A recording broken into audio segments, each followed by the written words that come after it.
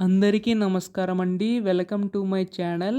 తెలంగాణ రాష్ట్ర వ్యాప్తంగా ఉన్న పెన్షన్దారులందరికీ కూడా మనకి రాష్ట్ర ప్రభుత్వం ఎట్టకేలకు ఈ యొక్క ఆసరా చేయూత పెన్షన్ పంపిణీకి మనకు సిద్ధమైనగా తెలుస్తుందన్నమాట.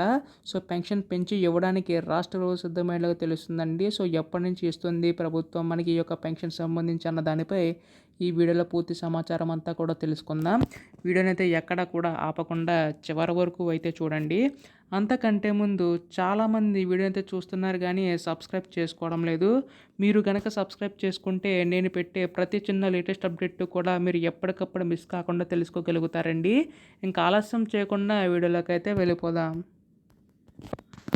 సో మనకి రాష్ట్ర వ్యాప్తంగా ఉన్న పెన్షన్దారులందరికీ కూడా ప్రస్తుతం మనకి ఈ యొక్క ఆసరా చేయూత పెన్షన్ ద్వారా పెన్షన్ పంపిణీ చేయడం అయితే జరుగుతుంది కదండి.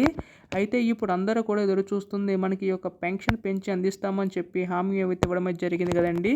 ప్రస్తుతం మనకి ఇక్కడ చూసుకున్నట్లయితే 2,000 రూపాయలు పొందుతున్న వారికి 4,000 రూపాయలు, అలాగే 3,000 రూపాయలు పొందుతున్న వారికి 6,000 రూపాయల వరకు పెంచి ఇచ్చే అవకాశం మనకు తెలుస్తుందన్నమాట. రాష్ట్ర ప్రభుత్వం అయితే దాదాపుగా 48 లక్షల మంది ఉన్న పెన్షన్దారులకు 5 లక్షల మంది ఉన్న దివ్యాంగుల పెన్షన్లకు సంబంధించి గాను పెంచే అవకాశం మనకు తెలుస్తుందండి రాష్ట్ర ప్రభుత్వం అయితే. అసలు ఈ యొక్క పెన్షన్ పెంచి ఎప్పుడు అందిస్తారని చెప్పేసి అయితే అడుగుతున్నారు. ప్రస్తుతం మనకి గత నెలలో రైతు భరోసా, ఆత్మీయ భరోసా, అలాగే ఇంధన మహిళల పథకాలు వంటివి కూడా అమలు చేశారండి రాష్ట్ర ప్రభుత్వం అయితే ఇప్పుడు ఆసరా చేయూత పెన్షన్ సంబంధించి కూడా అమలు చేసే విధంగా రాష్ట్ర ప్రభుత్వం అడుగులైతే వేస్తుందన్నమాట. దీనిపై కూడా మనకి ఈ యొక్క నిధులన్నీ కూడా అంటే మనకి ప్రస్తుతం రైతు భరోసా వంటి నిధులన్నీ కూడా విడతల వారీగా జమ చేయడం జరుగుతుంది కదా. అవన్నీ అయిపోయిన తర్వాత మనకి ఈ యొక్క నిధులు విడుదల చేసే అవకాశం ఉందండి రాష్ట్ర ప్రభుత్వం అయితే.